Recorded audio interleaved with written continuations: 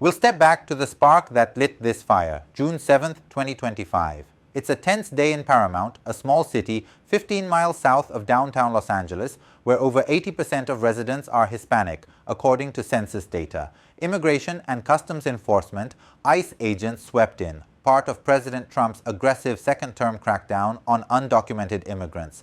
The Department of Homeland Security reported 44 people arrested that day for alleged immigration violations, some with ties to gangs, smuggling, or assault, as CBS noted on June 8, 2025. But here's the rub. Demonstrators claim these raids snared legal residents too, tearing at the fabric of a tight-knit community. Can you imagine the fear? Waking up to federal agents unsure if your neighbor, your friend, or even you might be next?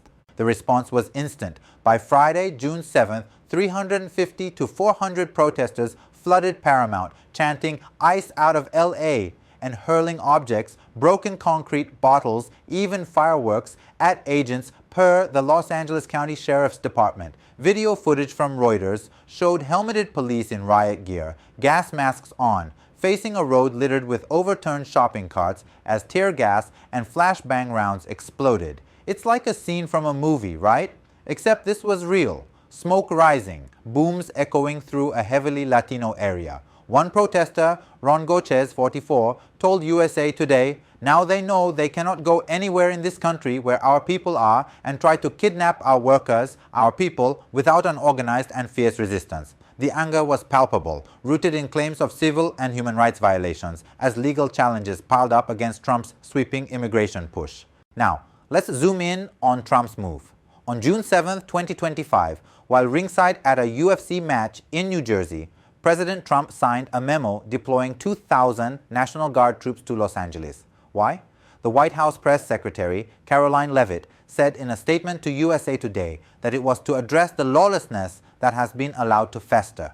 Trump leaned on Title 10 of the U.S. Code, a law letting presidents federalize the National Guard during a rebellion or danger of a rebellion against federal authority. He called the protests a form of revolt, vowing to temporarily protect ICE and federal personnel for 60 days per a White House release. It's like a chess game, and Trump played a bold move, overriding California's control of its own guard.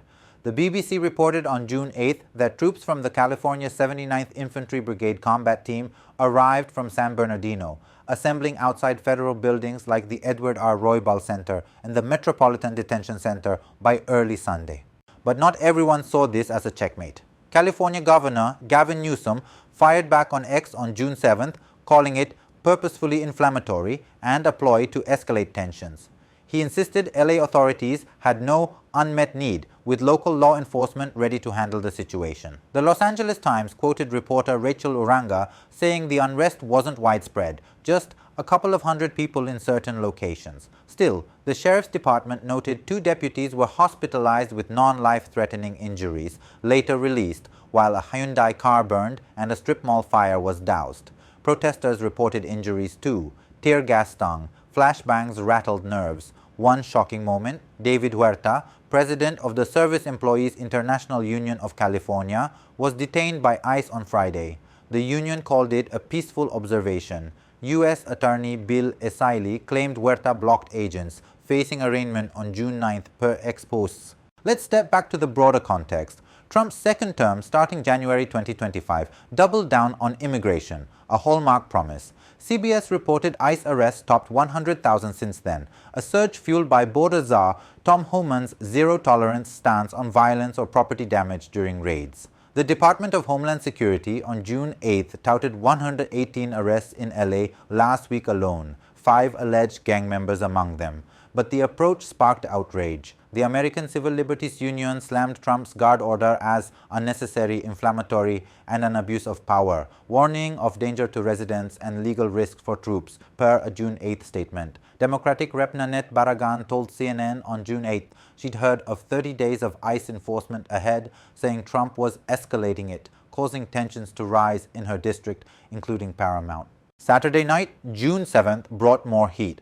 A smaller crowd, about 60 people, gathered in downtown LA near the detention center, chanting slogans, per the BBC. Some threw fireworks, others looted a gas station, though it's unclear if they tied to the protests, per CNN's photo team. The LAPD said downtown events wrapped without incident, but the sheriff's department pushed back stragglers in Compton with skirmish lines. By midnight, multiple detentions rolled in for ignoring dispersal orders, the LAPD told CNN. It's a tug of war, protesters defending their community, law enforcement holding the line, and Trump doubling down. He even posted on Truth Social early June 8th, banning masks at protests, asking, what do these people have to hide, and why?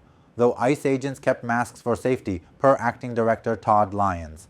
What drove Trump here? The BBC's Anthony Zurcher noted on June 8th that Trump campaigned in 2024 on crushing left-wing lawlessness, seeing immigration and law and order as winning issues. The White House believed this thrilled his base and swayed independents worried about safety, even if the LAPD called protests largely peaceful. Defense Secretary Pete Hegseth upped the ante, warning on X that Marines were on high alert if violence persisted, a rare threat of active-duty military on U.S. soil. Governor Newsom shot back on X, calling it deranged behavior. It's like watching two sides dig in, each convinced they're right. A CBS YouGov poll from June 4 to 6, 2025 showed 55% of Americans liked Trump's deportation goals, but 56% disliked his approach, with 63% wanting court hearings before deportations. Let's widen the lens. Los Angeles County spans 4,000 square miles, home to nearly 10 million per census data. Immigration's a core identity here, as Fox News 11's KJ Hiramoto told the BBC, yet many residents slept through Saturday's unrest, unaware of the chaos in pockets like Paramount and downtown. The National Guard's last federal stint in LA was 1992, after the Rodney King verdict, but that was at Governor Pete Wilson's request, unlike now, where Newsom objected. Historically, presidents like Eisenhower and Kennedy federalized the Guard for civil rights, per the Guard's website.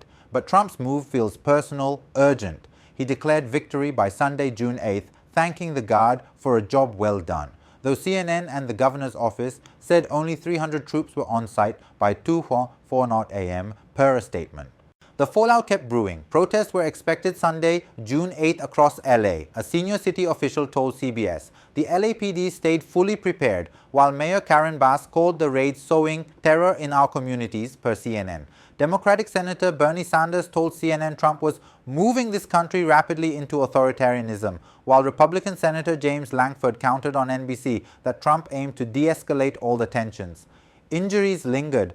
2 deputies treated, protesters hit by less lethal munitions. A man on a motorcycle waved a Mexican flag as smoke rose from a burning car in Paramount, Reuters captured on June 7th. It's chaos, passion, and policy colliding. Now let's dig into the human side. Take David Huerta, head of a union of 750,000 workers, per the SEIU site. Detained while watching ICE, he claimed injuries. The union demanded release. Asaily's X video showed him blocking a vehicle. Obstruction, he said. What pushed him to stand there? Fear for his community? Anger at the raids? Or Ron Goches speaking for resistance? His words echo decades of struggle in LA, a city built by immigrants. Then there's the psychology of Trump, fast to act even from a UFC ring, per the BBC. Zurcher wrote he was prepared for and even eager to have this fight. Is it strategy, conviction, or both?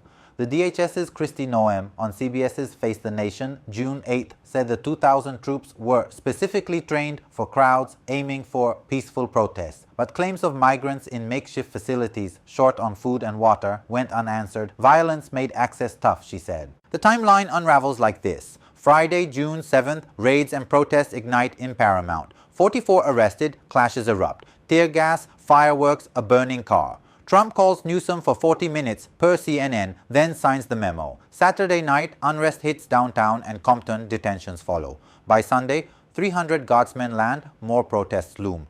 The League of United Latin American Citizens decried it as a troubling escalation of military tactics, per CNN. And California's Attorney General Rob Bonta told the New York Times local forces had resources. Trump's order was unnecessary and counterproductive. It's a storm of moves and counter-moves. What if one piece shifted? What if Newsom had backed the Guard, or Trump waited, letting LA police handle it? The LAPD said Saturday was calm downtown, per CNN, but Paramount boiled over. This isn't new. LA saw the Guard in 2020 for George Floyd protests at Newsom's call, and earlier in 2025 for wildfires. But federalizing troops against a governor's will? Rare, bold, divisive. The New York Times quoted U.S. Attorney Bill Asaily on June 8th, rocks Molotov cocktails, assaults on agents justified the guard. Newsom saw a spectacle, not a solution. Okay, let's slow down and reflect. This saga, raids, protests, National Guard in LA, hits hard. It's not just policy, it's people, families fearing separation, protesters facing tear gas, deputies and agents in the fray. I'm struck by the clash. Trump's zero-tolerance drive versus a community's fierce resistance, echoed by Gochez's words. The speed of it all, raids Friday, troops by Sunday, shows a nation on edge. A poll from CBS YouGov June 4th to 6th says 42% feel safer with these efforts, 30% less safe, 27% see no change, but 39% say the economy is weaker for it. I keep thinking, what does this teach us about power today? Trump's authority to federalize troops, Newsom's pushback, your neighbors worry. Where's the balance? How do we protect laws, safety, and humanity all at once? You've seen this unfold with me, and I'd love your take. We've covered the spark in Paramount, the clashes, Trump's bold guard call, Newsom's resistance, and the human toll. 118 ICE arrests, 1 protest arrest, deputies and protesters hurt. The intriguing details of Trump's National Guard deployment to LA protests stick with you, don't they? From that fiery first night to the debates raging now. I'm Kundan Yashputra, and this is NextGen Now. If this story grabbed you, hit that like button, subscribe, and drop your thoughts below. Did Trump's move restore order or fan the flames? Stay curious, and I'll see you in the next one.